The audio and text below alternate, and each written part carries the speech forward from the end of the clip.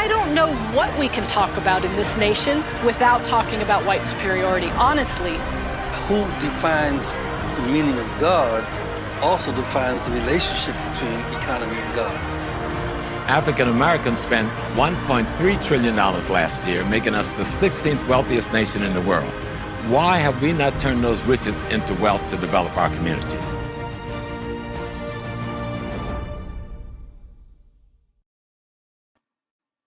Hey, hello everybody. I hope everyone is safe. I hope everyone's warm tonight.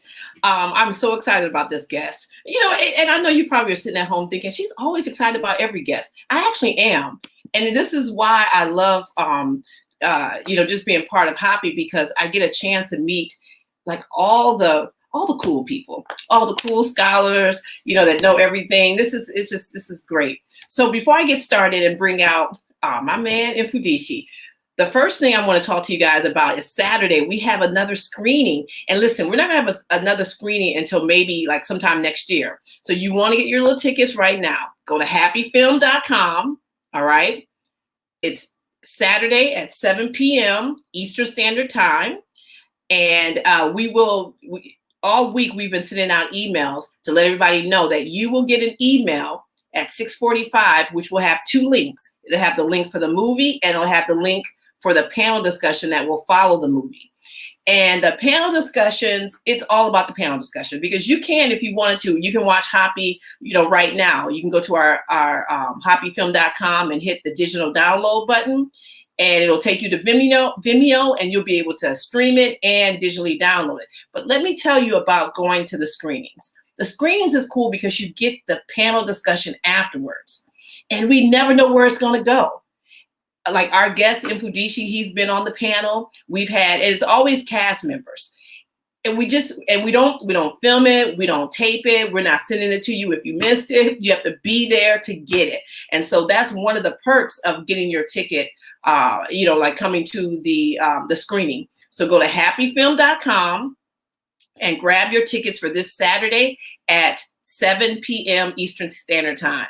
And the other thing, while you're there, after you get your ticket, stay on Happy Film for a minute. We got a lot of other stuff there. You can get merchandise, which is really super cool. We got a lot of new things that's on there. You can also get the past DVDs that Taki has done, Nubian and the Tekken, which our guest Mfudishi is also in that one as well.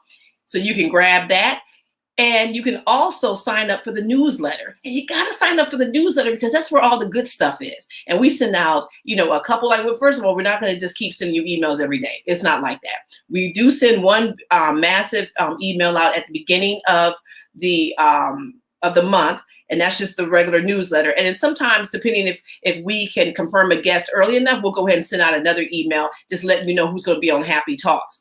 But the newsletter is important because we have a bunch of young people. We start off with one young person. Now we have three. So we talk about health, some financial news, and we also talk about a financial innovator that has helped us to get to where we are now. And we also showcase a Black-owned business, and we give a little update about Happy Talks. Happy Talks and Happy the movie, like just what's going on with the movement. So it's really important to just go on there and sign up for all these things. So I just wanted to say shout out to the chat. You guys are already just like right there waiting for, we haven't even got started, and Mfudishi is already up. I'm just looking at one screen. He's almost up to 100 people. That's what's up. I want to say peace to Saeed. We were just in Egypt. We just came back maybe 2 days ago. And Saeed from Good Brothers helped us in terms of, coordinating our stay there, and we'll get into that. We got something really good coming for you guys later with that. I see King Simon's in the house. Brian Smith, he's always there front and center. Nori was the first person. In fact, Nori got on there before we even got started. So without further ado, let me tell you, there's so many things I can say about this cat. And I know the first time that I watched Hoppy, and I didn't listen, when I came into working with Hoppy, I really didn't, for all intents and purposes, I knew nothing. And sitting down there watching this cut of this show, I was like, wow, who is this guy? First of all, this guy always has fabulous outfits on. Okay. And just the energy he was giving when he was speaking, it just made me want to pay attention. So without further ado, here's Mfudishi. Hey, Mfudishi. Imhotep, Ankh Uja Senebneb, Duatnter. Dua. You know what? So you have another fabulous outfit on. That's red, green, and black. That's what's up. So listen, we got a lot of stuff to talk about. Man, let me tell you, it seems like you have had like a makeover of sorts. I see you popping up everywhere, and let me put your information up here right now. In terms of you guys need to get connected with Mfudishi. He's on Instagram and he's on Facebook, and he has a brand new website, mfudishijuhutimis.org. And we're going to take a little stroll of his website later. But make sure you go on there and follow and like him, and follow and like this video, so that we can make more videos. So, Mfudishi, I was just before we got started, I was showing him my books, and I said, I have this book, and I have this book, and so he showed me a book that I didn't have. Right, Kupagani and Gumi. This one was done 1993, so this was 10 years between the two books. 1993, yeah. This one. And then I have books of poetry that I didn't even show you. 7 Shades of Black, In America, Not of America. So I have several books of poetry, and we're redoing them now. So at my booth on 125th Street, I have 7 Shades of Black, one of my books of poetry. So I started out as a poet playwright. When I was in college, I was writing poetry. My jegnas was Haki Mahubuti and Amamu Emiri Baraka. So I used to be a bodyguard for Amamu Emiri Baraka at CFUN, Committee for Unified Newark. And then I belonged to an organization called the Black Holistic Society, in which Haki Mahubuti founded. So I started out as a poet, then I went into plays, and then storytelling. Then I was already a historian, and then it just transformed into the lectures. So I guess I took my storytelling skills, because you got to entertain kids. You can't be like, and then came exactly. Kids, they didn't fell asleep on you, So you got to be. I be jumping around. I do a couple of storytelling.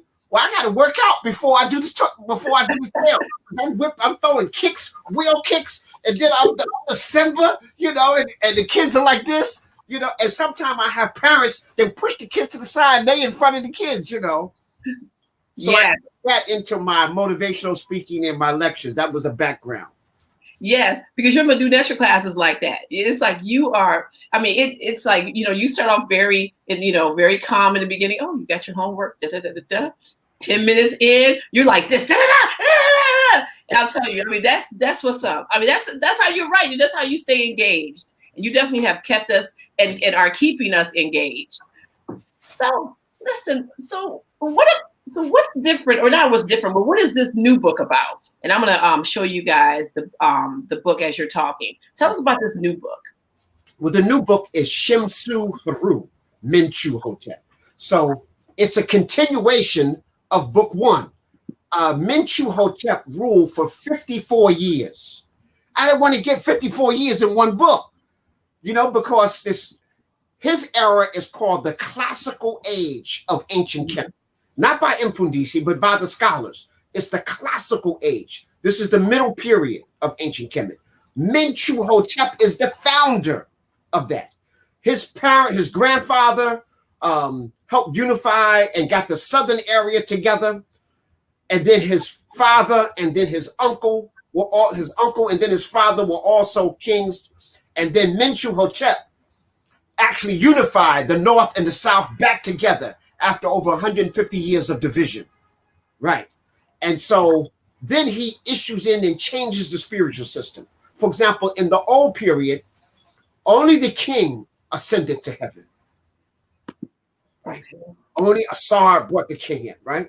Mm-hmm. Hotep said, everyone who does ma'at receives ma'at. So even the common person could now have a Hotep de Nasut and be ascended to heaven.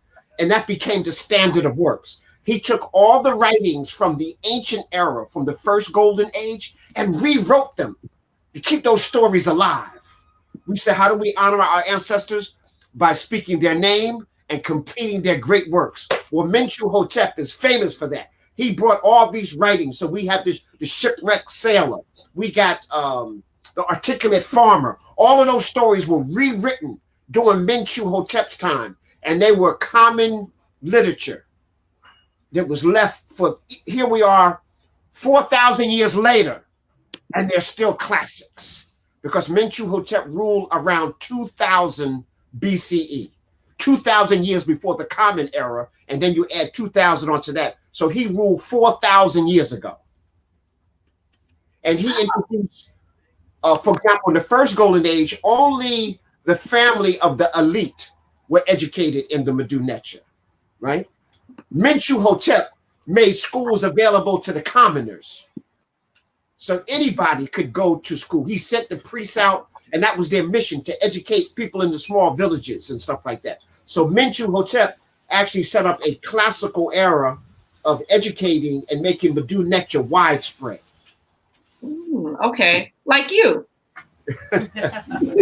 I'm following in his footsteps. You know, I have a student whose name is Menchu Hotep, and he says, "You're writing about me. I can feel it. I can feel it. How did you know?"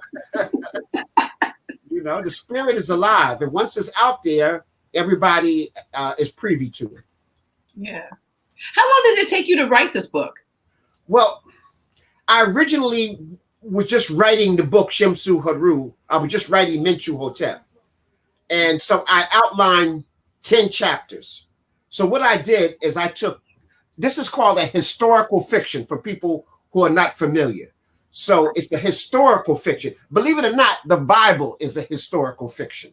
You take something that you think is facts, and then you fill in the personality and the character.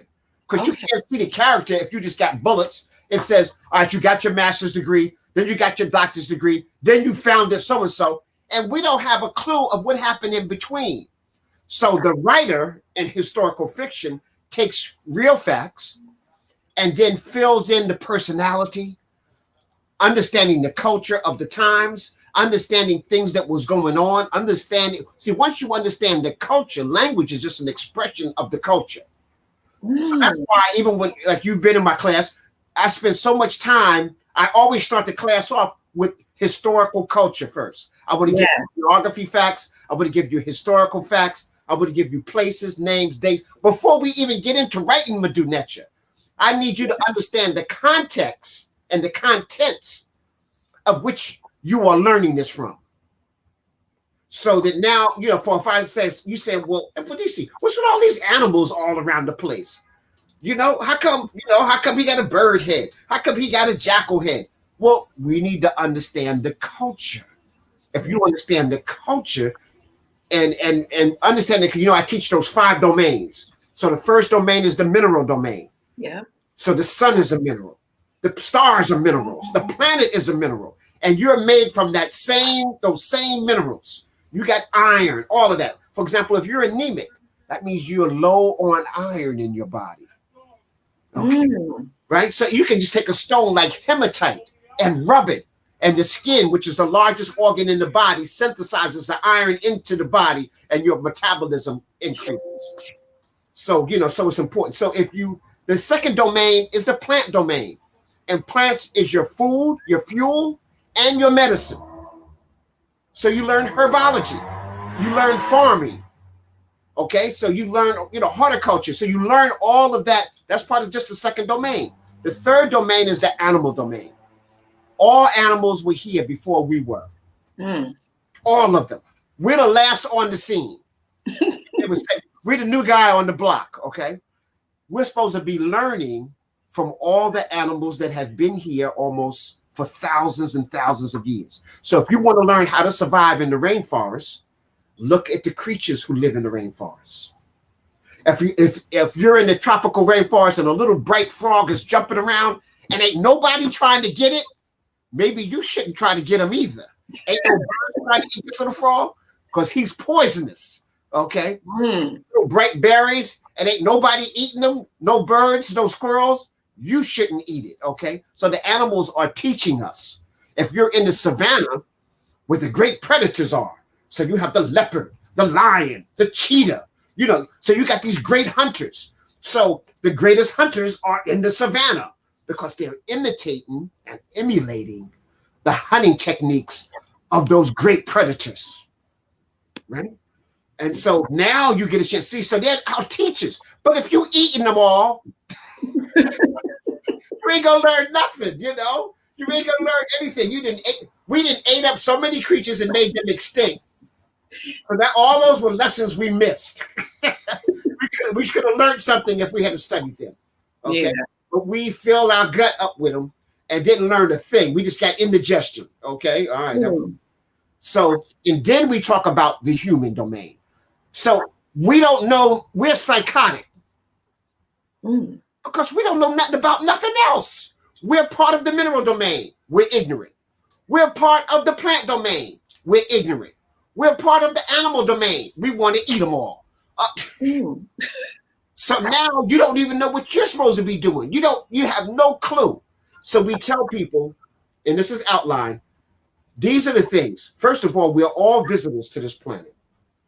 I've heard people say we are spiritual beings, divine spiritual beings, having a divine human experience. I'm going to say it again. We are divine. Don't forget that we're capital D. We are divine spiritual beings. So we are nature-like, having a divine human experience. And we leave that word divinity out. That's why we treat each other like any old thing, calling each other N-words, like it was part of our birthright or something. No, you know, if you're treating each other like a divine being.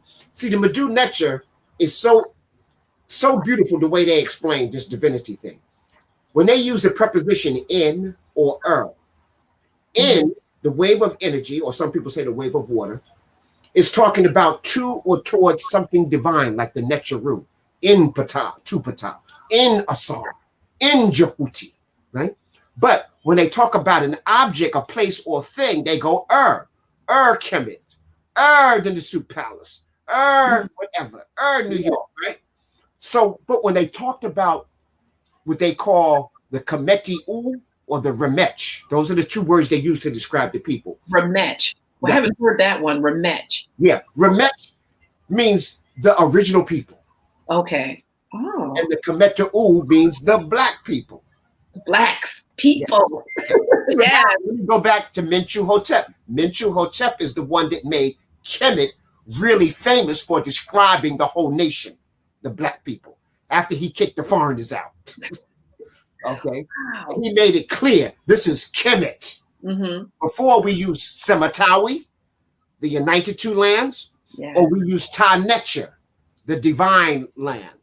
Ta Neter, the divine land. Okay. So we use those words. So Sematawi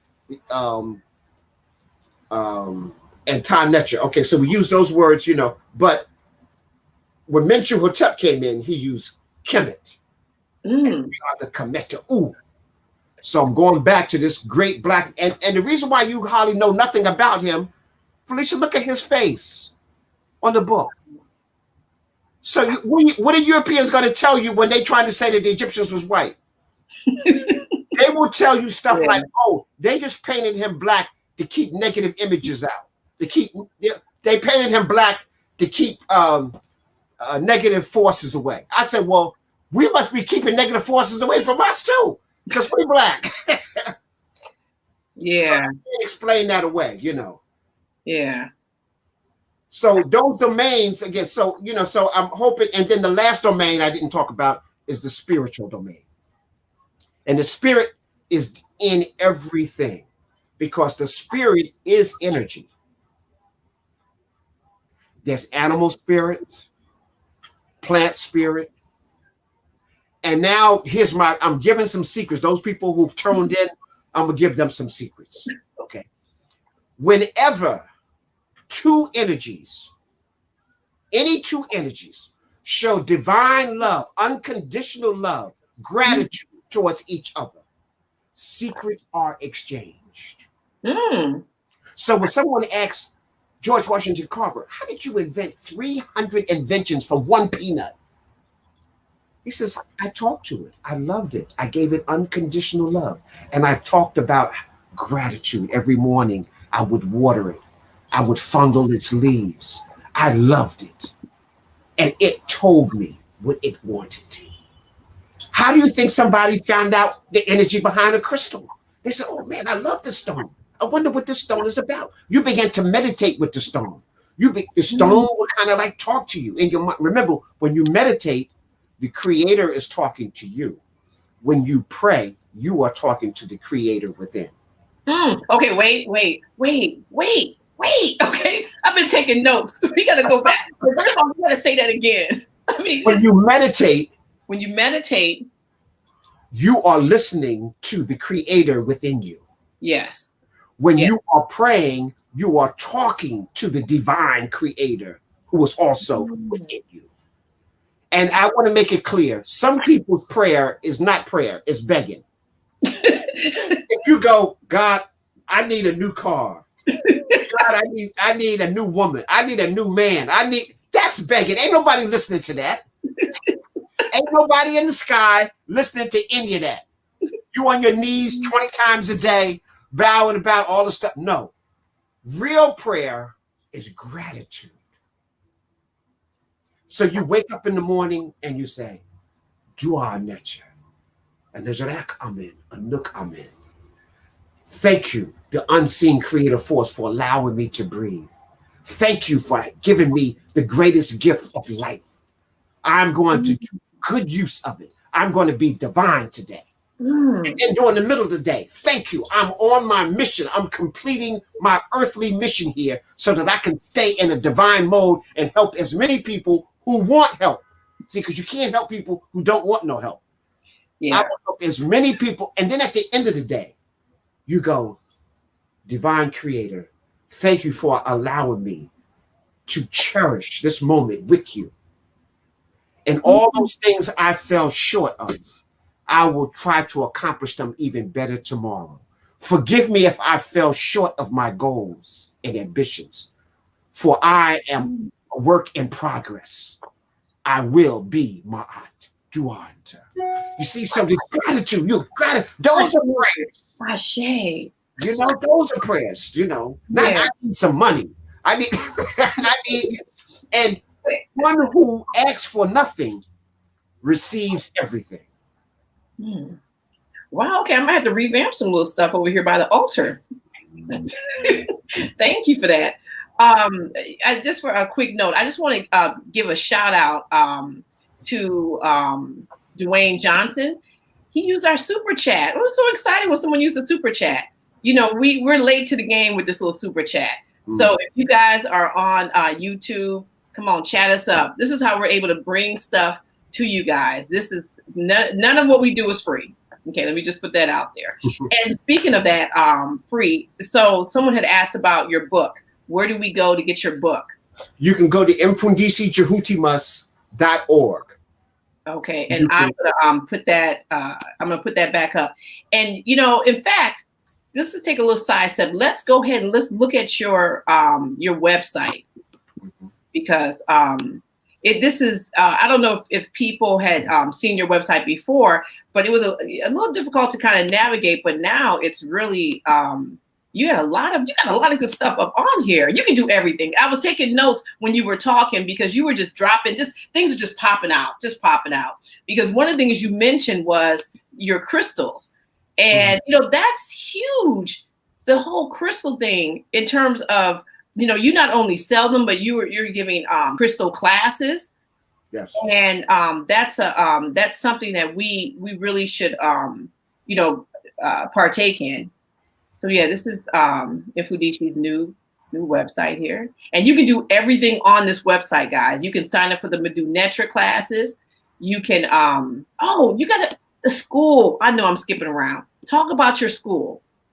Well, in Ghana, we have developed probably one of the most innovative schools that's going to exist on the planet. Where I have some of the most dynamic speakers. I'm going to have people like Dr. Jeffries, Dr. James Small, people like that, people who are in the Happy Film actually teaching in my school, which is in Ghana, through virtual reality. They can do the lecture from their living room and it will be piped into the school and the students will take notes. And then I have the facilitators there to carry out their lessons. So the curriculum is about liberation now, understanding the past so that you can move into the future greatly. And so physics, calculus, horticulture, agriculture, herbology, they will learn all of that. And the languages, they have to learn Swahili, Ashanti Tree, and Madu Necha. All students have to do those. So you'll be all, of course, Madu Necha is our classical language. Now I've hooked up with some dynamic brothers and sisters. So my 50 years of work of coming to fruition is that we have a school complex, not just a school. It's a school, a dormitory, a gymnasium, cafeteria, and athletic facility, and a track. So that's the school complex. Across the street is a healing complex where we have 9 cottages where people can come and stay. Each cottages hold 4 people, right?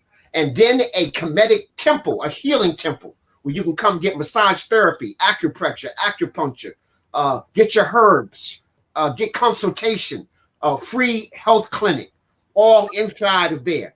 And then we have a cultural center with a library, research center, vegetarian restaurant, and a museum, because Africans themselves don't know about what's going on next door. Sometimes people in the diaspora know more about Africa than Africa do on their continent, right? So I want to have a museum that shows them all of the cultures of African people throughout the continent and the diaspora. Absolutely. So they come into our library, you know. So, and then we have a residential area. So we selling plots of land.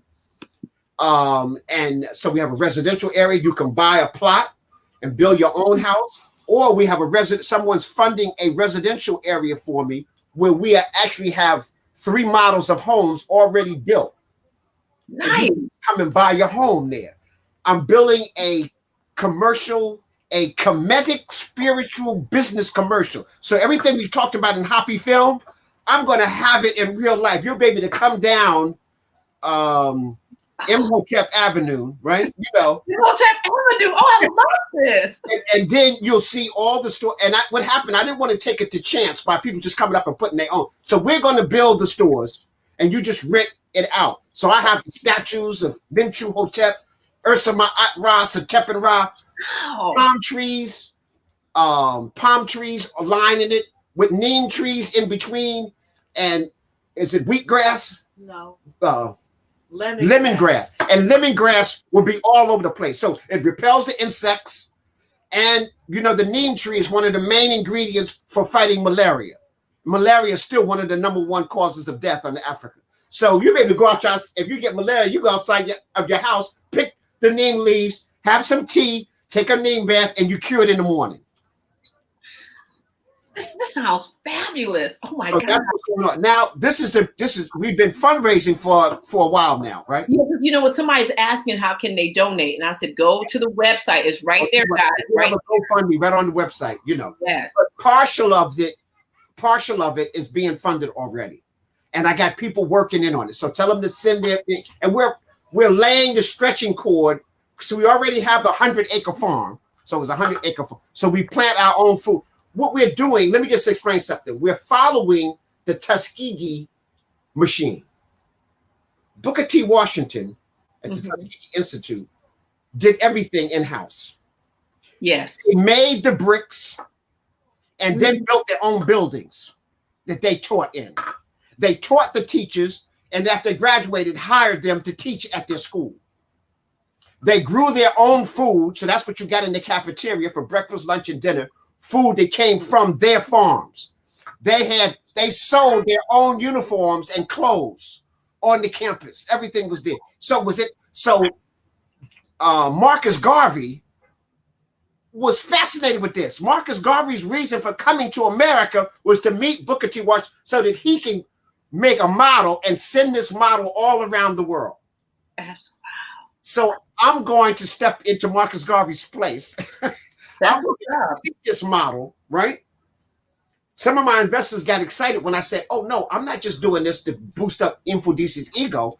This is just a model so that we can retake back our minds. Yes. We need to be responsible for our education. And I wanted, when this was completed, to be able to duplicate this in every country in Africa. This is happy.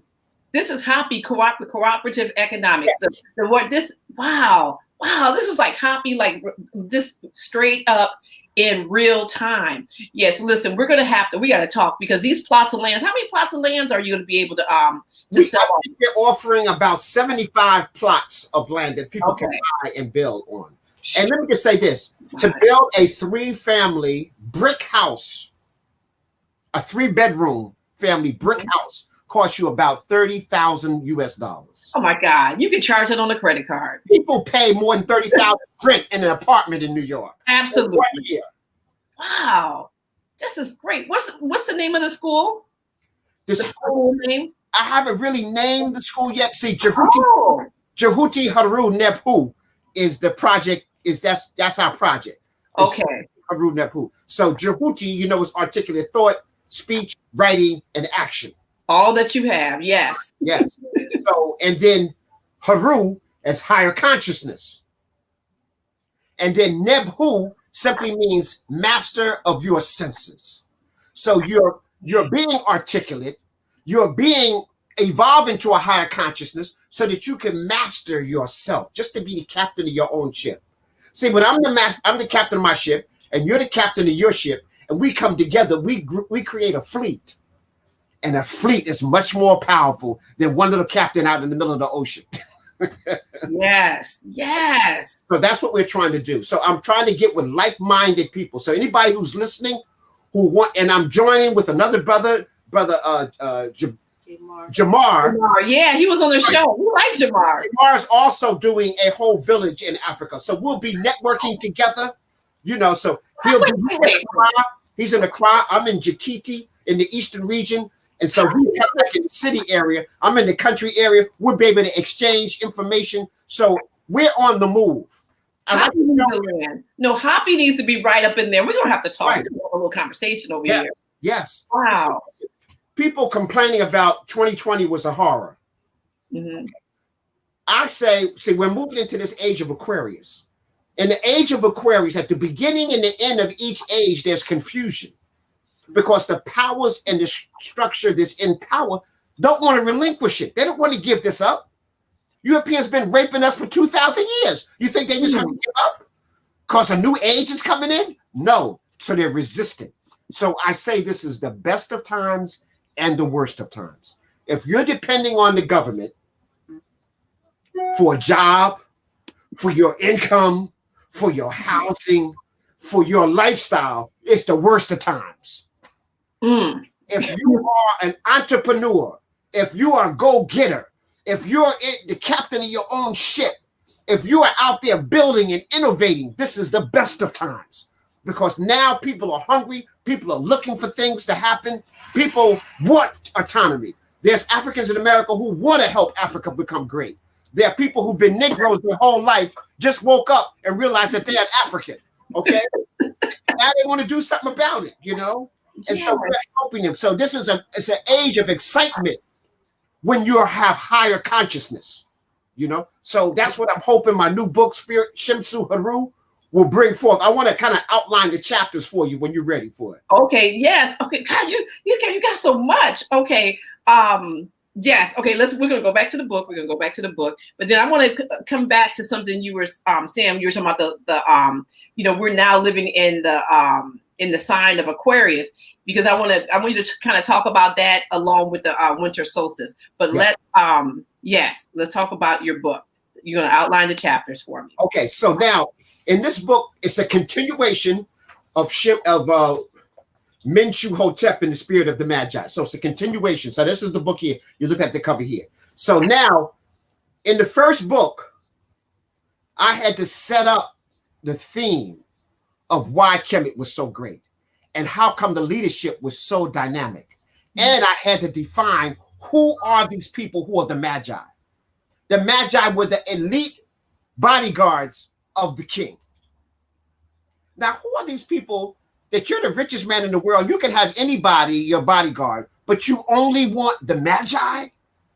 So what kind of powers do they hold when you're the richest person in the world, but you only want the Magi to be your bodyguards? Okay.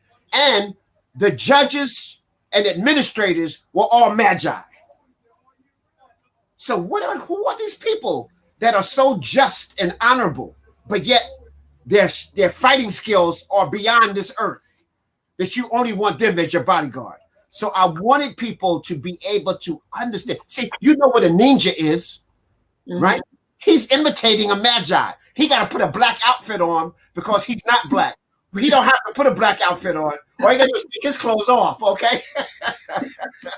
Okay. You know what a samurai is, and a samurai has to have black blood, right? Right? So the first shogun of Japan was a guy from Kush who was a Magi. Okay? So now you starting to see what's going on. But people, they know ninja, they know kung fu, they know karate, they know samurai. When you say Magi, what's that? So why is that the greatest kept secret? Because it would help boost your ego. It would help you connect with the spirit that exists within you, right? You have little kids walking around talking about, I want to be a Magi, you know, not I want to be Bruce Lee or I want to be a Magi, right? Just like they were walking around talking about, I want to be Black Panther, okay? And now you got a real life person. So I needed to set that story up, right? And so in book 1, you begin to know, what is a Magi? Why are they so great? Yeah. How did they study? How did they get like this? How come they're elite among everybody else? So they're carrying some information that comes from before the Great Flood. So Kemet inherited this information. Kemet came into existence almost full blown. Almost full blown. In the first golden age, we building pyramids. In the first golden age, we know how to melt a rock and liquefy it and pour it into concrete.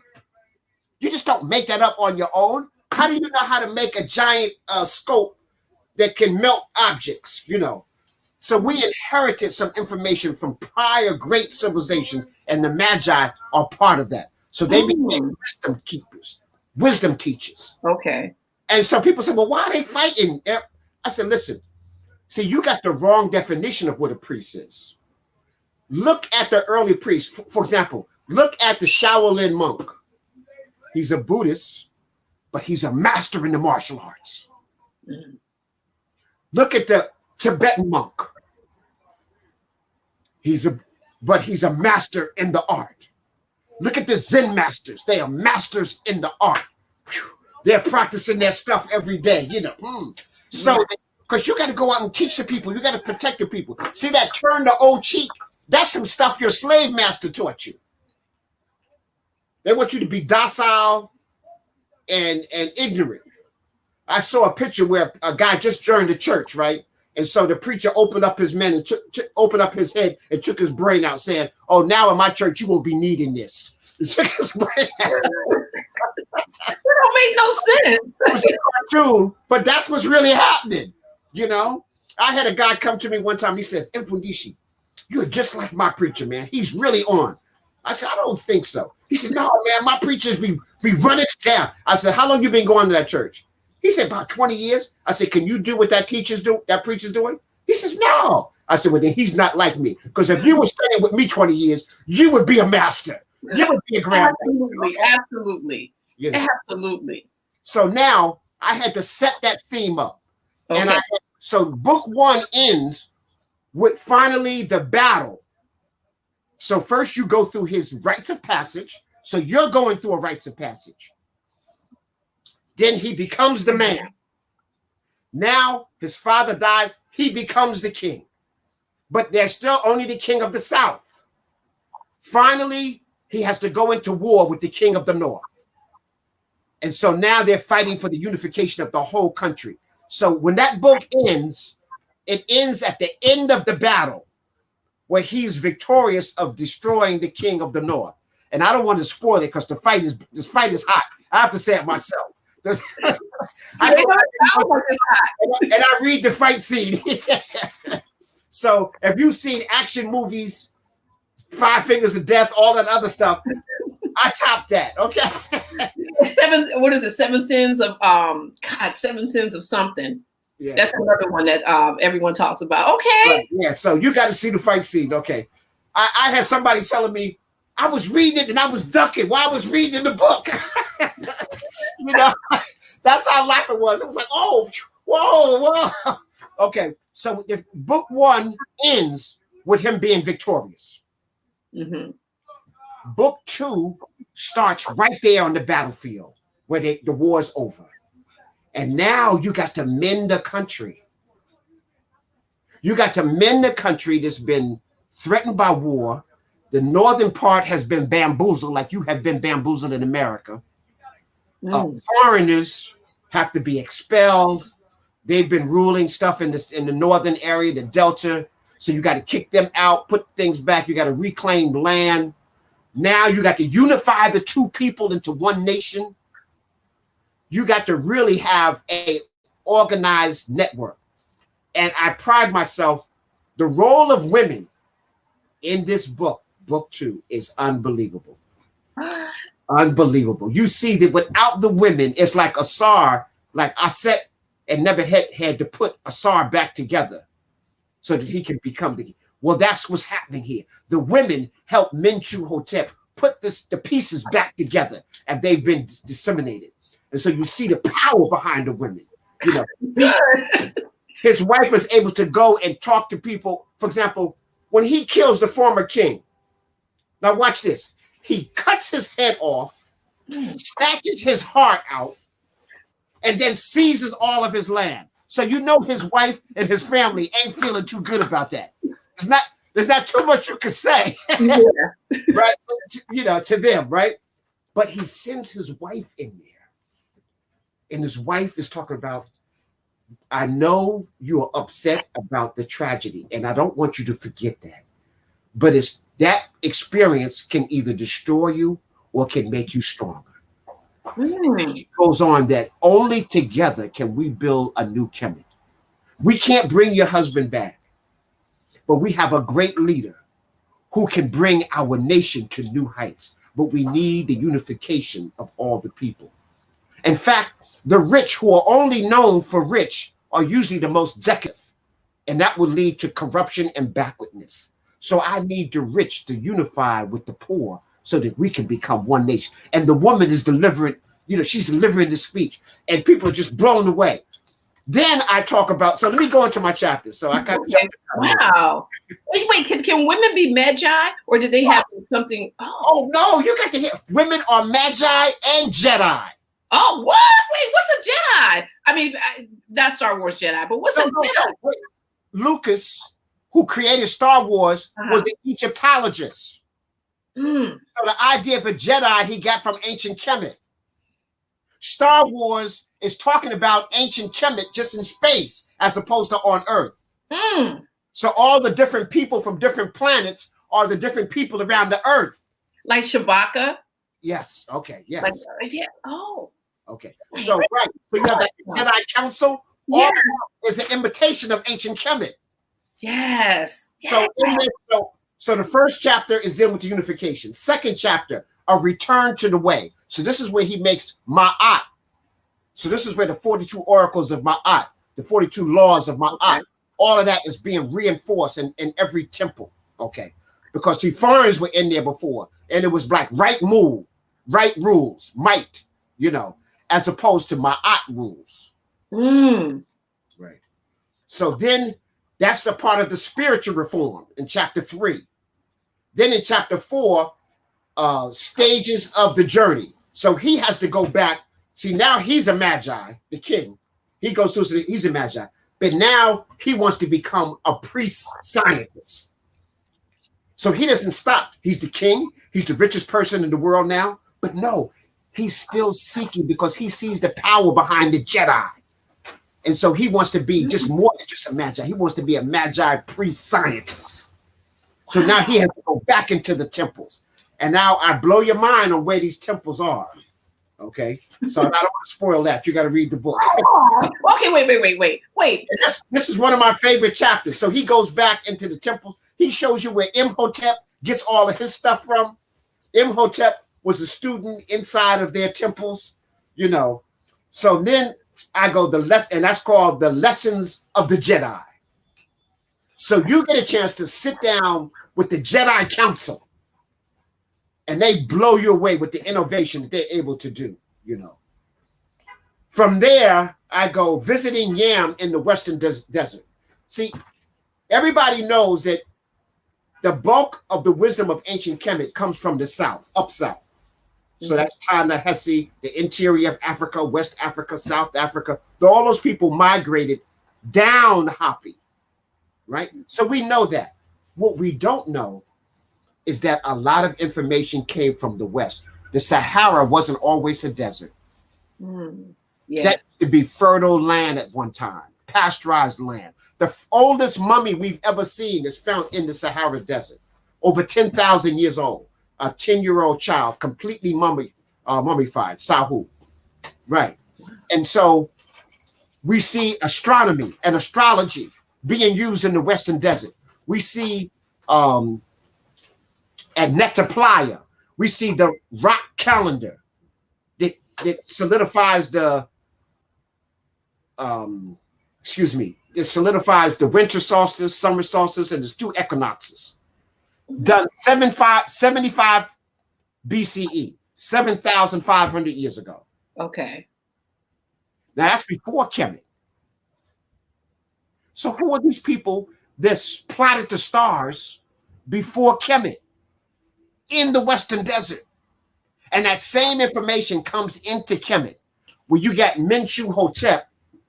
No, not Menchu. I'm sorry. You got Necherikhet, who they call Dzoser, looking at the imperishable stars in his statue while he's in his monument. The same picture is depicted in the Western Desert, the imperishable. So they had the same information, but thousands of years before Kemet. So it lets you know, as the desert dried up, these people migrated towards the water of the Hapi Valley. So they were moving large monolithic stones. They were carving and constructing things.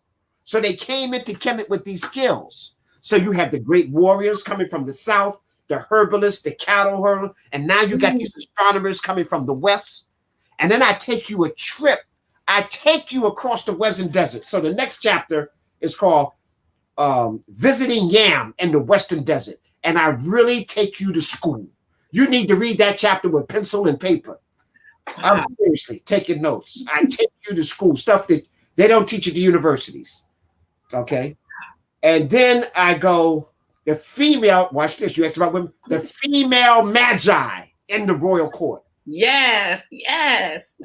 And then, like, Menchu Hotep's wife is blown away because the bodyguards, these 2 bodyguards at the royal court, are the baddest martial artists she's ever seen in her life, right? Mm-hmm. And then they bring in this woman, and she's making them around like they little kids. What? So she goes to Menchu Hotep, says, you know, this woman is kind of unusual. She got some skills I've never seen anybody. And he goes, well, she's not a magi. She's a Jedi. And this guy who you think is one of the baddest martial artists around is her son. Some of that. I shouldn't have said that. Okay. But anyhow, so that kind of, and she just like can't believe that. She said, because she looks my age. How's she going to, how's this 40-year-old guy going to be her son, So I'm just, give you a sneak preview. Then I go into Kemet's classical age, where I'm talking about the art and the literature. And I actually give you some of the classical literature in the book, verbatim. You can read it. So as you're reading that chapter 8, you're actually going back and reading some of the ancient texts that people were studying. Okay. Chapter 9 is only 10 chapters. Both books have 10 chapters. Chapter 9 is the Temple of Eternity. That's their mortuary temples. So you see how the mortuary temple was set up. In fact, did you visit Knet Hatshepsut Amon's temple? Not this time. I did last year. Okay. Well, her temple is next to Mentuhotep's. Oh, okay. Mentuhotep inspired her to do her temple. She was veggie backing hard off of Mentuhotep. His was 2 stories. She made hers 3 stories. So she had to outdo the brother. Okay, all right. It was real nice. Yes. So her temple is duplicating and imitating what Mentuhotep. So I have a chapter talking about that particular. Okay. And then chapter 10 is called The Final Journey, Passing the Knowledge On to Eternity. And it kind of tells us how are we supposed to prepare our children. So this book is on family, on what parents are supposed to be doing for their children. How do you keep the legacy alive? How do you have them even be a step ahead of you? How do you prepare them? You know? Yeah. So now, okay. Now, when is the book available? A lot of people are like, it's available right now. The book is available right now. So I'm still waiting on the shipment to come into me. Okay. But it's on Amazon.com. So, you know, if people can't wait for me to get it next week, it's on. They can just get it. Like I got a student, he couldn't wait. He went on Amazon, right? So we ordered the book and they said it would take 3 days. He couldn't wait. So he read the ebook. He downloaded it on his phone. And you gotta hold this book. You gotta hold the book. Right. But now the good thing is that the Writers Association voted my book, Mentuhotep, one of the best historic novels of 2019. Wow. So my first novel received an award of one of the best novels of the year. You know what? I know you're just gonna do 2, but I don't know. This seems like a series. Right. So that's what it is. So now Netflix has contacted me, and I have a person who's working lazy in between me, and they're talking about doing this as a series. So I would love this as opposed to putting everything in a 2-hour movie. All you're gonna see is kicking and punching and wheel kicks, right? Yeah. That you get a chance to get the lessons, the teachings of our ancestors. So in a series, so that means that a whole book would be like a series. Each chapter would be a different episode, like. Absolutely. And you get a chance to get the real wisdom teachers of our ancestors. Yeah, I'm trying to work on your set. Right now, we just finished. You have a treatment, a movie treatment, and then you have the script, the screen script. Yes. So they completed the movie treatment, and now they're writing the screen script.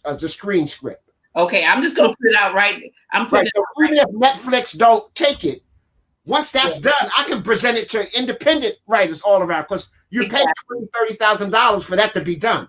So once I have that in my hand, if Netflix decide not to do it, I can take it to Spike Lee, Tyler Perry. I can take it to anybody I want. Yes.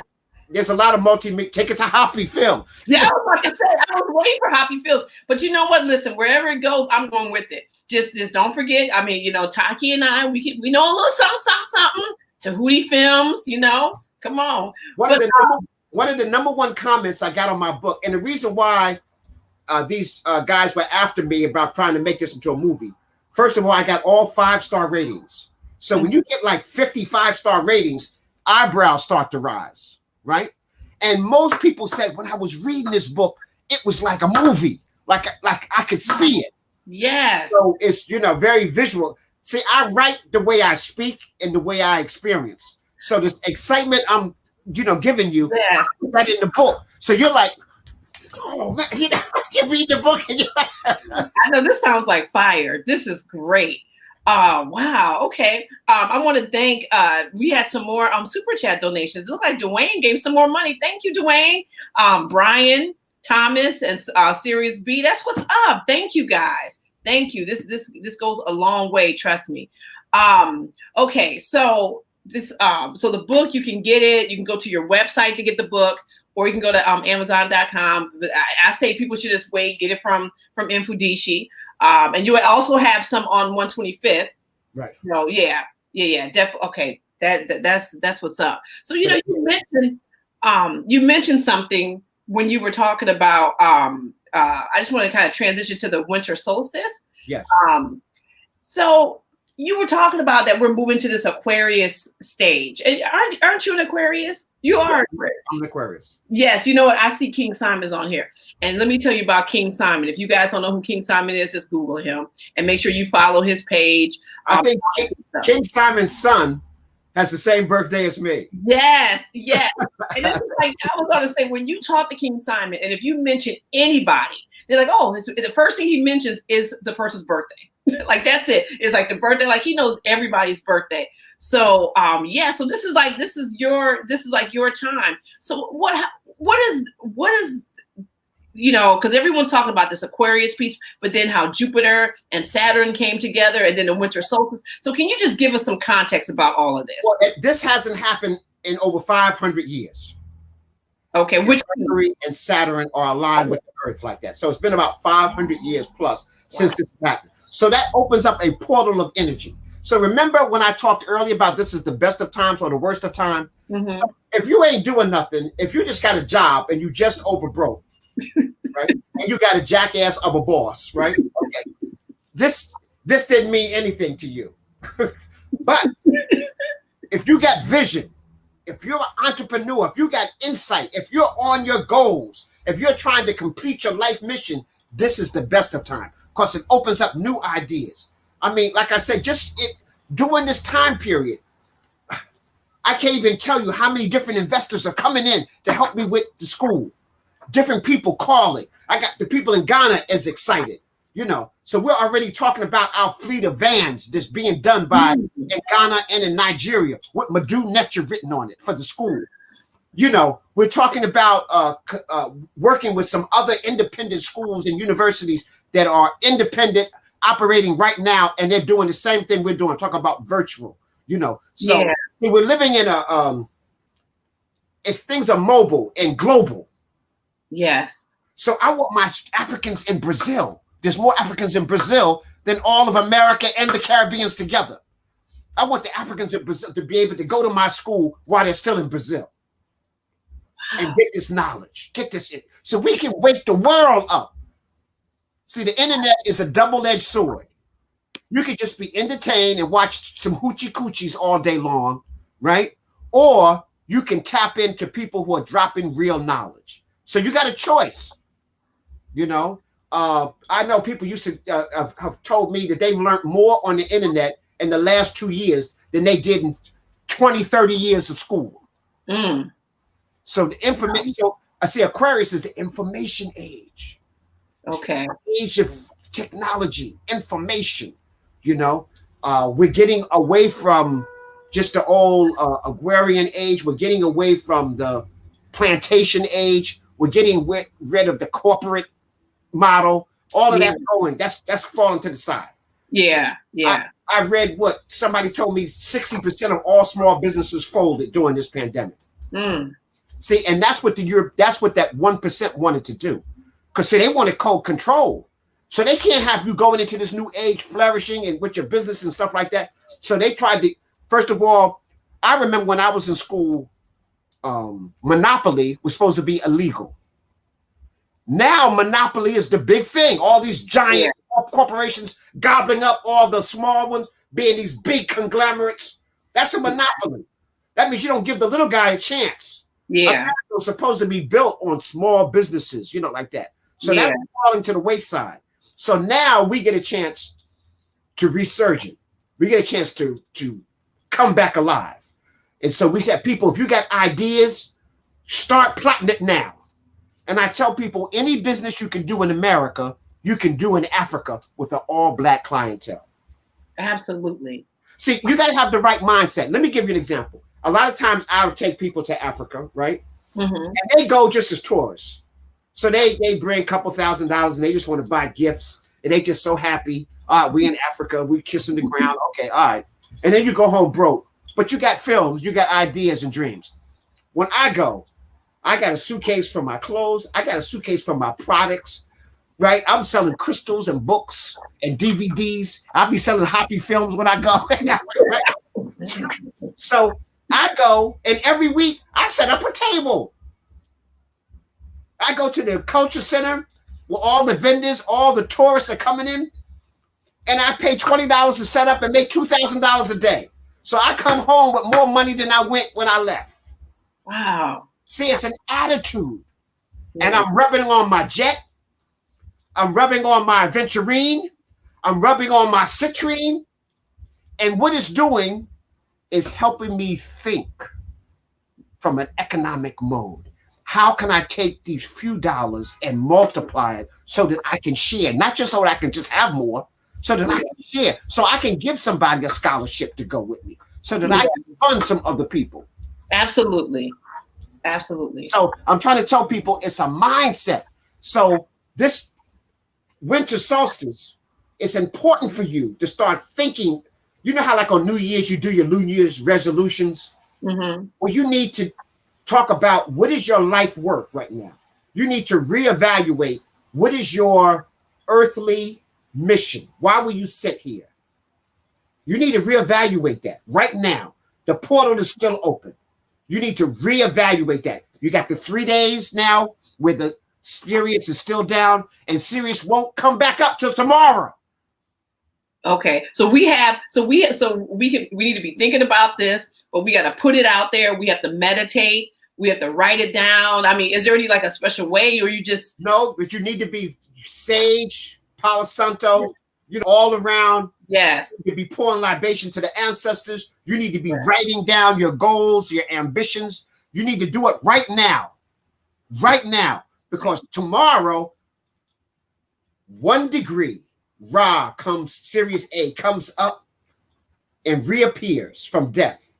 This is where they got the idea that Christ died, and then after the 3rd day, he rose. They're talking about the star Sirius. So they made it sound like it was a person. We knew we were talking about astronomy and astrology. Yeah. Right, So this is the time. So tomorrow, when the sun rises 1 degree up above the horizon, now you're supposed to be manifesting your dreams and ambitions. What do you want to do for this new year? What do you want to do for this? Well, now as Ra becomes victorious in the sky. So each day it will get a little lighter from now all the way to the spring. Okay, where you get to the equinox, we got equal day and equal night. And then you have, in the summer, you have more light than darkness. Yeah. Okay, so we need to get this done. We need to write it down now. Change your diet. Number 1. Change your diet. This was a good time to fast for a couple of days. Fast for a day or two. Get your diet together. Drink plenty of water. Now, guess what? That would be the same thing I would be telling you about the whole AIDS pandemic. I would say drink plenty of water, because even if the AIDS virus got in your mouth, if you're drinking water every 15, 20 minutes, and I'm going to take a sip. Excuse me. Okay. If you're drinking water, you wash it down to your stomach. Your stomach acid kills virus. No virus can live in your stomach acid. Your stomach is some bad boys down there. They got some, that's what Set is down there taking care of business. So if the germ come down there, Set got something for it. Okay. Yeah. Okay. So, if you're doing your cleanliness, your bathing every day, every evening, as soon as you come in the house, you go wash your hands. See, this is what they did in the temples. Before you could enter temples, you had to wash. You leave, you wash. Godliness is next to cleanliness. That's a Kemetic way. Okay. If you're watching, I'm not eating any animal products. I'm only eating fuel and herbs, the healing thing, right now. And so, see, this is the time. And I'm doing my sages. I'm in my prayer. I'm not hanging out at Smitty's Lounge at 3 a.m. Well, I can't now because of COVID. But you see, if you were living a Kemetic spiritual life, not a religion, a spiritual life, then you're not worried about COVID-19. And if you do, you get herbs that you can take care of it. There's certain acids and certain temperatures and certain steam where the COVID virus can't. So I don't know if you want to check into the hospital, but you can heal yourself. Okay. Yeah. Okay. Yeah. So be careful.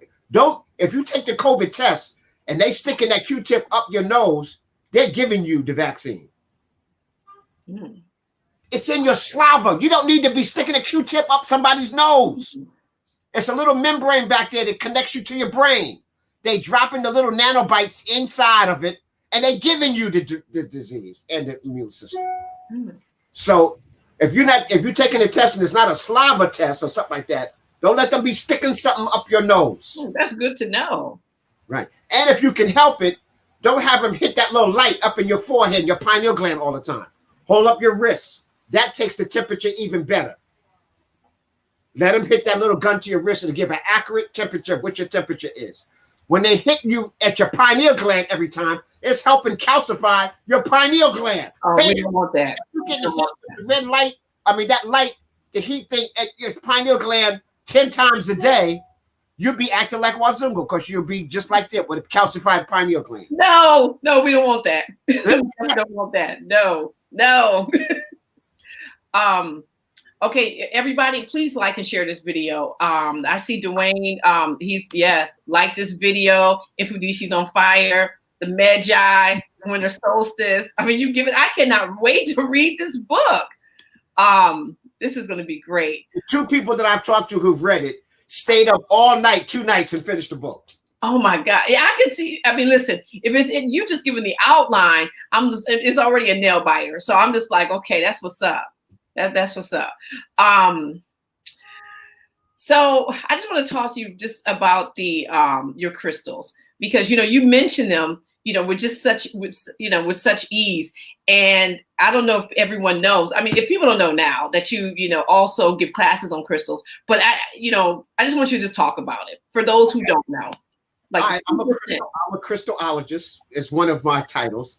So besides being a professor of African history and culture and Medu Neter and all of that, see, I'm a pre-scientist, a Kemetic spiritual pre-scientist. So when we talk about those domains, I try to develop a mastery in each one of those. So I'm a herbalist, right? I do horticulture. I'm a farmer. All of those things that I talk about, I have incultured within myself to master and do those things. So as a crystallologist, you can take my class. I certify you as a crystallologist. After you take 5 courses, you take the exam. It's a written exam with 75 questions. And you have to identify 75 different stones, what they are, what they mean, and things of that nature. And I'm so proud I have 3 people who've passed the test so far. Okay. My brother Ka, I give a shout out to him. He came to Ghana with us last year, or actually this year. He went to Ghana with it. And actually, he also went to London when I was a keynote speaker in London. He went to London with us. So Brother Ka is on it. My daughter, Zuwaina the Jedi Salim, okay? Actually, she scored the highest score of anybody on my test. So I'm really proud of my daughter. And Sister Ankness, one of my priestesses, has passed the test. So I have 3 people. So you get certified, you get a certificate, and then you can open up your own business. My daughter's having a booming business now. She has her own. She has a master's degree in cultural anthropology, but she's a crystallologist too. So she's combined the skills and the knowledge that she's learned, in both fields. Yeah. And now she's applying it to her own business. Yeah, and she's such a nice young woman. Yes. She says she's an introvert, except for when it comes to talking about crystals.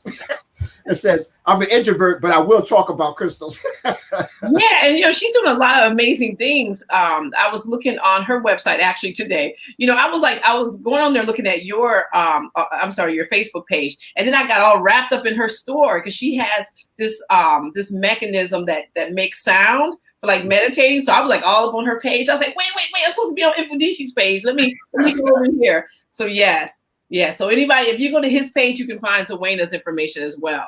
Right. So we have a workshop January 2nd. Yes, I was going to ask you to take over. You got a lot of stuff coming up. So right. So January the 2nd, and let me see if I can pull up my website. I have it up right here.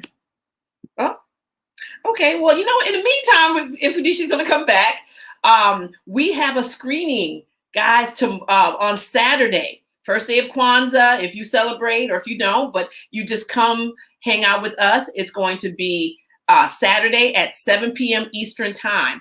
Listen, you get your links by 6:45 p.m. It gives you a chance to cast it. They cast it online off your phone or whatever onto your big screen TV, because this movie is beautiful. Having just come back from Kemet, just being able to look at it. As soon as I got back, I had to turn on Hoppy, because it just makes me appreciate the movie even better, because I tell you, Tahuti Films, Taki, they did a really good job in bringing Kemet to this 2 hour and 12-minute movie. So please, you guys, go to hoppyfilm.com and get your ticket. It also gives you access to the panel discussion that we're going to have afterwards. And the panel discussion is going to be fire. I don't even know who's going to be on it yet, but it doesn't even matter, because it's like, I can't wait, just like you guys can't wait, because we, in our minds, we're like, okay, we're going to talk about such and such. We end up talking about something way different. And it's just really a good way to have seen this film, and then to be able to talk to others that are all in the same spirit at that moment. And so it's a really good idea, to check this out.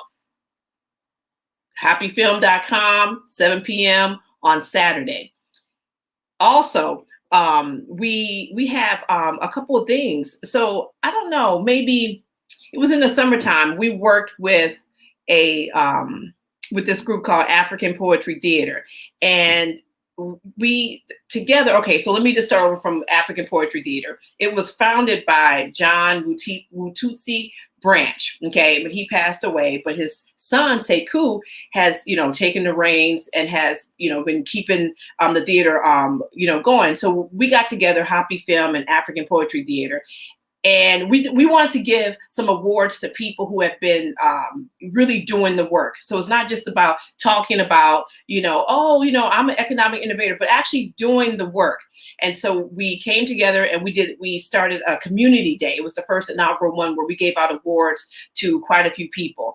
And so they are having the 41st Kwanzaa celebration, because his dad started it, and now they've been doing Kwanzaa for 41 years. But the cool thing about this is that if you didn't live in New York, and if you wasn't going to travel, you wouldn't see this Kwanzaa celebration. But now it's going to be online on Sunday, and I've seen quite a few acts of it, and let me tell you, it is top grade. So Saturday, you're going to hang out with us. Okay, Saturday, you're going to watch the film. Go to hoppyfilm.com and get your tickets. And then you are going to go ahead and on the next day, check out African Poetry Theater and, and watch this Kwanzaa celebration. It's the 41st one. Okay, I see Infudishi's back. Let's add. Yes, I'm sorry about that. No, I thought I was getting another screen. You was getting amped. Yeah. So June 2nd and June 16th are the two more Crystal workshops. Okay, June 2nd and January 2nd. Okay, yeah. Oh God. Okay, yes, January 2nd and January 16th. Okay, so that's the Crystal celebration. Right. Okay, but you got something popping off tomorrow. What's going on tomorrow? No, Saturday. Saturday. Okay. Saturday, first day of Kwanzaa. I'm doing a tour of the Metropolitan Museum of the Egyptian Kemetic Wing. Nice. So they do the first Golden Age, second Golden Age, and third Golden Age. So I'm taking people. It's about a little over 2-hour tour, and pretty dynamic. So that they stole a lot of stuff. Okay, so you have to understand a museum. You're right. Museum is a trophy case of white male domination. I know you think it's a place where knowledge and wisdom is being but all the lies they told you in high school and in elementary school have to be reinforced in the state-run federal museum. So no truth, very little truth is in there. It's like in the museum, they say, this is what you used to look like. Now you look like us. This is the language you used to speak. Now you speak English. This is what your houses used to look. Now you in the projects. This is, so it's like in your face. This is the stuff you used to do. Now you work for us. These are the clothes you used to wear, looking regal. Now you got jeans and t-shirts on, thinking that's Afrocentric. No, in sweatshirts. Yeah. You know, so No, I'm laughing because I know my parents, they wouldn't allow us to wear sweatsuits outside the house. yeah, okay. Yeah. Yes. So, All right, so you're doing that in the morning. so that's in the morning. In the afternoon, I'm speaking at the Kennedy Center for their 10th annual Kwanzaa program. Oh, wow. So I'll be doing the lighting of the candles, right? The candle ceremony. And I'll be doing storytelling. I love to do children's storytelling. So I'll be doing some storytelling. And I'm doing one of my famous storytelling. I have to cut it because they're only giving me 10 minutes, but to do the storytelling. But I have a story that I wrote called Cuckoo Kamal. And it's on a line. So it takes place in East Africa. So I'm pretty excited about doing that. I'm working out now, getting ready for that. Okay. Oh, wow. So that's Sunday. So I'm doing this tour in the day. I'm teaching in the afternoon. Then I do my own Kwanzaa in the evening. The next day, I'm speaking at the Bronx, the second day of Kwanzaa. Okay. So in the Bronx, they can get that flyer on my website or on Facebook. And I'm speaking twice in the Bronx. You know, so they can come and it'll be spiritual. It'll be a lot of stuff we're talking about today in this program. So they want some of the stuff I've done today, and they want it live and in person with more detail. They can come to the Bronx. Okay. So my books will be there. I'll have crystals there and gemstones. Okay. I'm like when I first started selling crystals in Harlem, I was the only person. 2002, I used to come to New York and I would set up a table, and people were like, "Bruh, why are you selling rocks?" I mean, is things that bad? You know, I thought you were a Kemetic priest. You're selling rocks, you know. By 2006, we were starting our temple here because I had a temple only in Jersey. So 2006, we developed a temple. So I started educating people about I started doing crystal workshops in New York then. That was 2006. I started teaching the classes. And then in 2008, we opened up our temple here, and it was there till 2012. And then all the rents went nuts, kicked everybody out. Now the building I was in is even abandoned. They're tearing it down. The new gentrification, you know, so it costs you $20,000, $30,000 to have a studio on 125th Street. So they trying to make it lily white, you know. So if you're not a franchise or a big corp, you can't be on 125th Street today. You know, the mom and pop stores are almost all gone. Yeah. Only a few left. And this COVID-19 by closing stores is trying to get rid of the few that's still there. So only the big boys, only the big conglomerate corporations can be on the 125th. That's the way they're trying to make it, you know. Yeah, there goes our choice at that point. So now people are starting. I got people coming up, you know, and they're getting literate. So the first thing I teach is colorology. When you understand the vibrations of the different colors, now you get an insight into what a crystal does.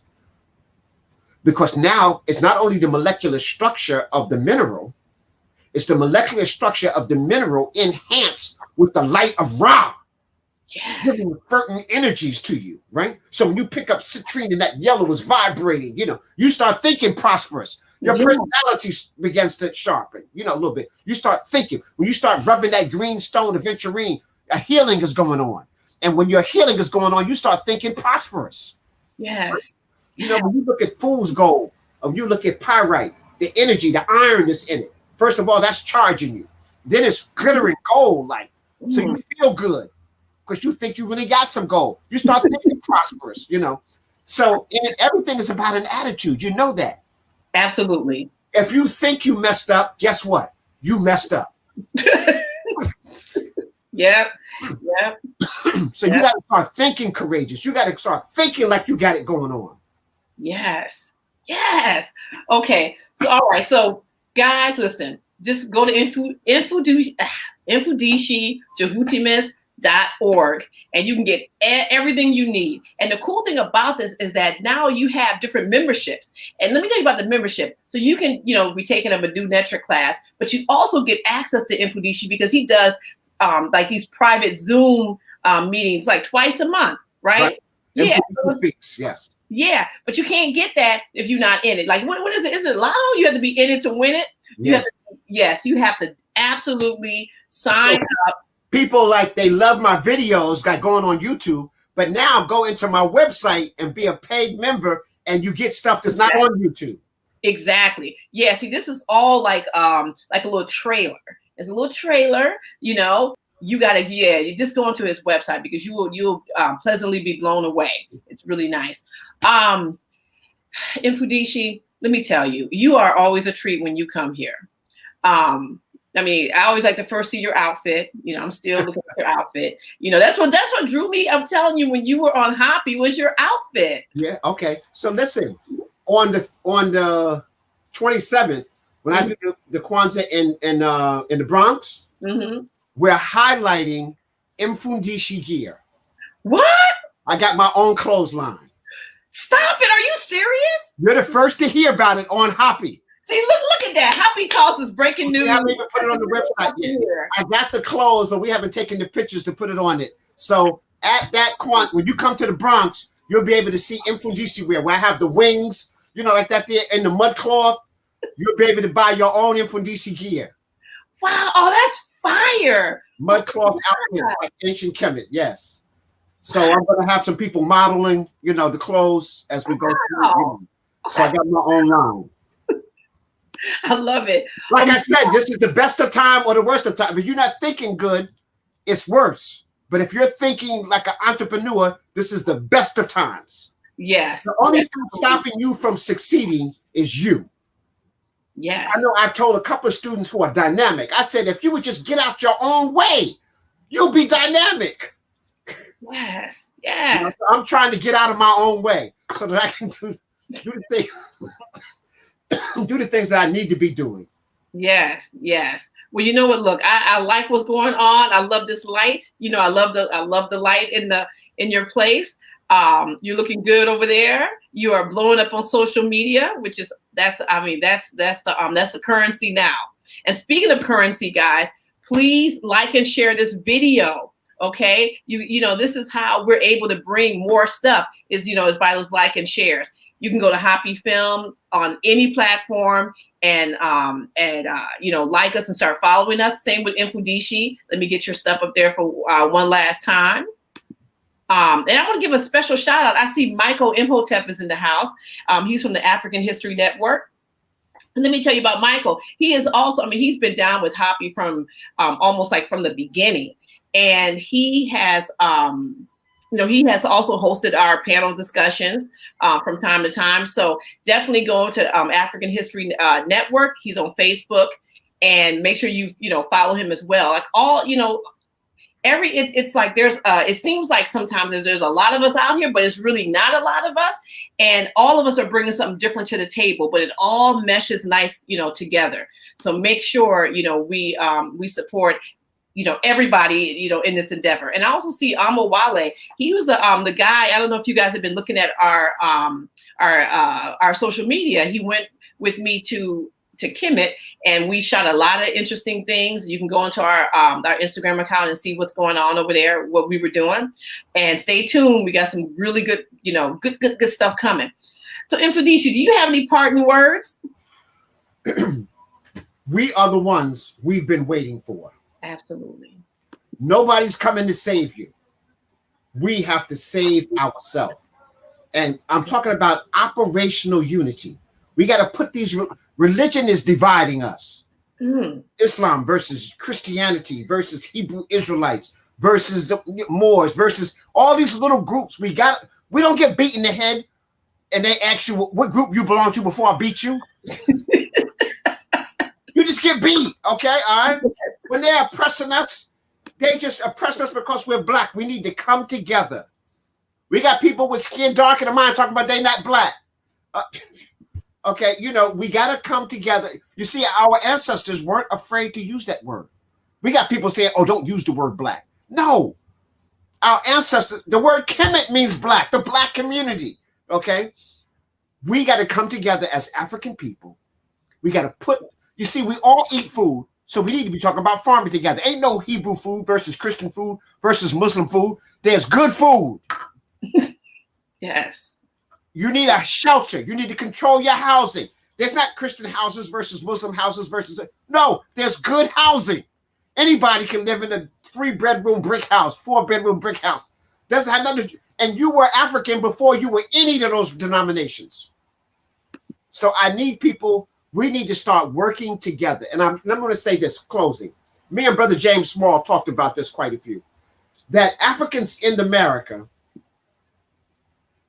we're almost the salvation of Africans throughout the world.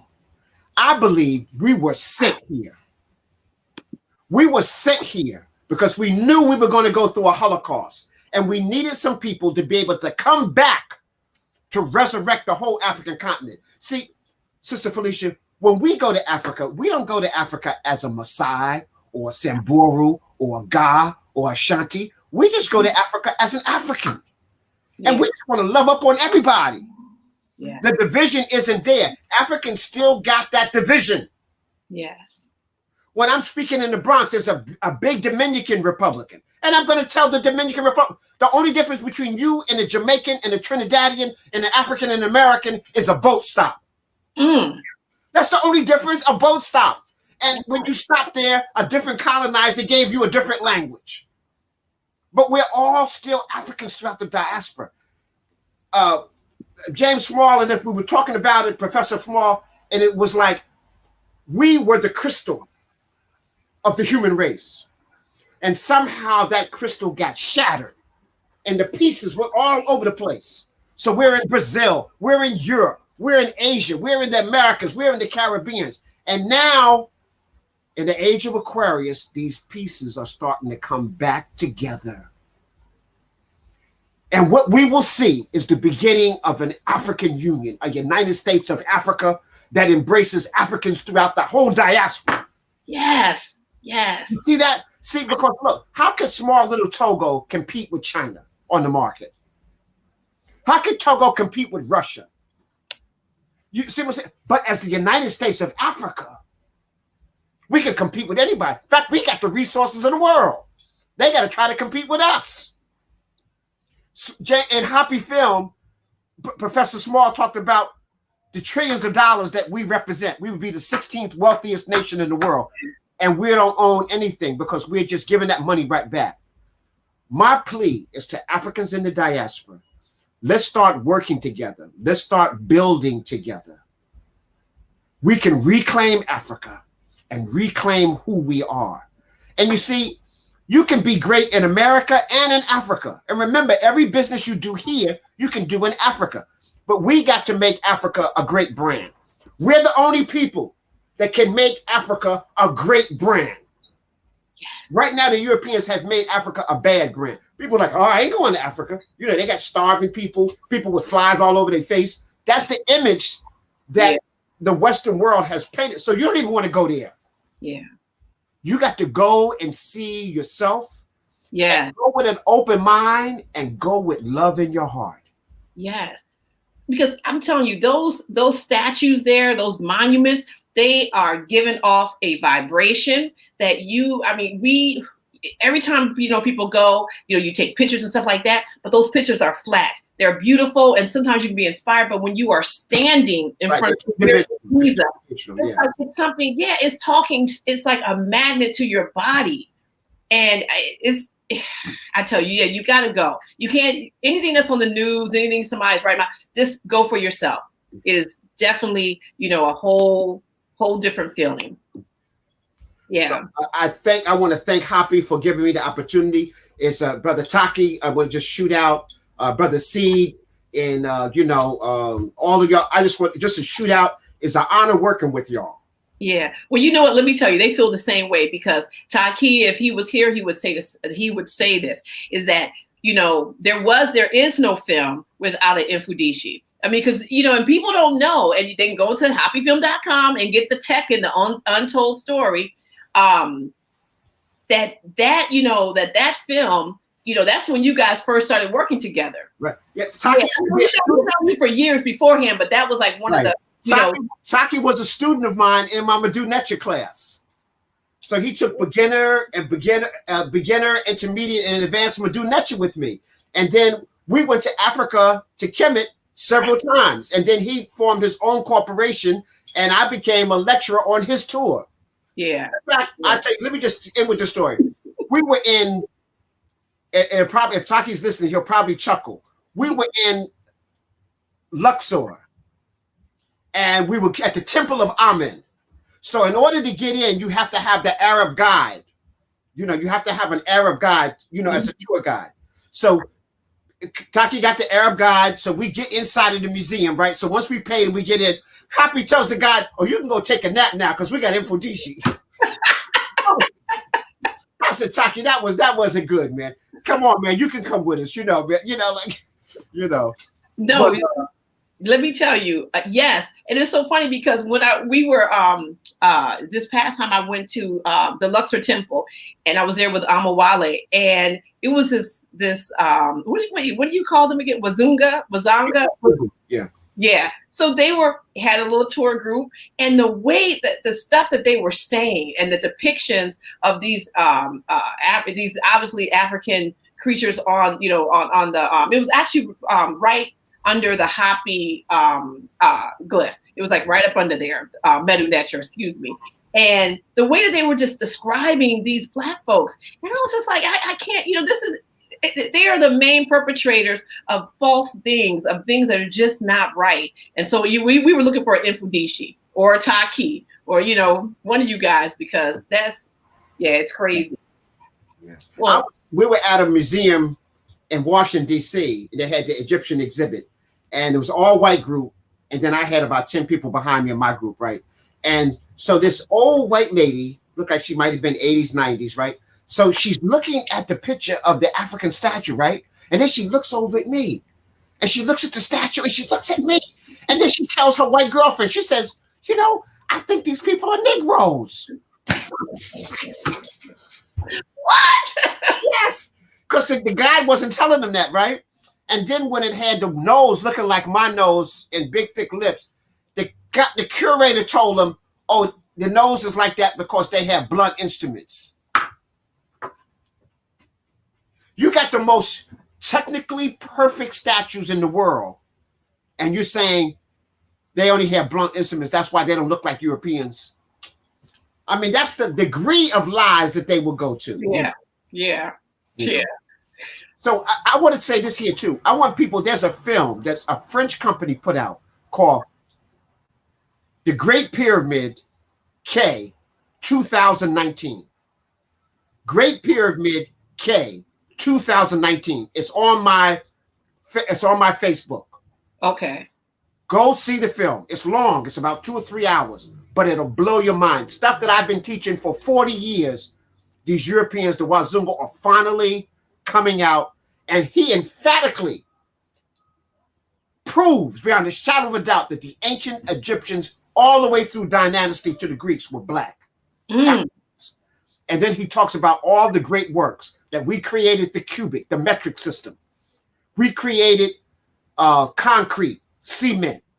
We created Christology. We created astrology. We created astronomy. We understood pi. Remember I said you have to know the mineral domain? Yeah. The domain? Well, when you look into the forest, everything is done by pi and phi and the golden means. Plants, trees, flowers, acorns. So you had to study nature in order to know that. So when we were building our temples in ancient Kemet, we were imitating nature. But if you don't know nothing about nature, then you just got some abstract stuff that the Western world does. So I just want to say, Great Pyramid K 2019. Go see it. It's worth it. Okay. All right. That's what's up. Well, thank you. Thank you so much, Mfudishi. I mean, it's always a pleasure. You got to come back, especially after I read this book. You're going to have to come on back so we can talk about it more. We're going to have more questions now since you outlined the 10 chapters. We got to find out, especially the Jedi women. Yeah. Okay. So thank you so much, Mfudishi. Shem Imhotep, Ankh Uja Seneb Neb, Jehuti Haru Nebhu, De Enu, Amin Ma'at Ahatu. Dua. All right. Okay, guys. So thank you guys for tuning in. Just a couple little, so if you know what I'm about to say, the screening. Mfudishi talked a lot about Hoppy, and this is why you have to watch it. Hoppyfilm.com, get your ticket. You can go to any of our social media platforms and find hoppyfilm.com if you're not hearing this part, but you go to hoppyfilm.com and get your ticket for the screening. The screening is Saturday at 7 p.m. Eastern Standard Time. And then after that, you will you also will get a ticket. You will also, because you're a ticket holder now, you'll have access to the private panel discussion that will be starting at 9:30 p.m. Eastern Standard Time. So if you already have your ticket, because there's quite a few of you guys have already bought tickets, make sure that you note that I'm going to send out two links by 6:45 on Saturday. One link to watch the movie, and the other link to view the panel discussion that will follow at 9:30. All right. So if you don't get your link by 7 p.m. and you've already bought your ticket before 7 p.m., just email us. We'll be right there ready to send out links right away. So I just want to thank you guys for this. And remember that we are, another piece of like Kwanzaa stuff. You guys got so many Kwanzaa stuff things, going on. You have Mfudishi's thing. We have African Poetry Theater, which will be Sunday. All you have to do is go on to YouTube and find African Poetry Theater and click the subscribe to their channel, because that's where we're going to upload it. We're going to upload their stuff too. And in fact, yes, African Poetry Theater. So thank you guys so much. And hopefully we will see you on Saturday at 7 p.m. Eastern Standard Time. And if that's it, that's it.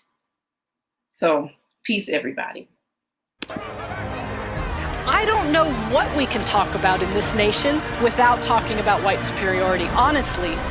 Who defines the meaning of God also defines the relationship between economy and God. African Americans spent $1.3 trillion last year, making us the 16th wealthiest nation in the world. Why have we not turned those riches into wealth to develop our community?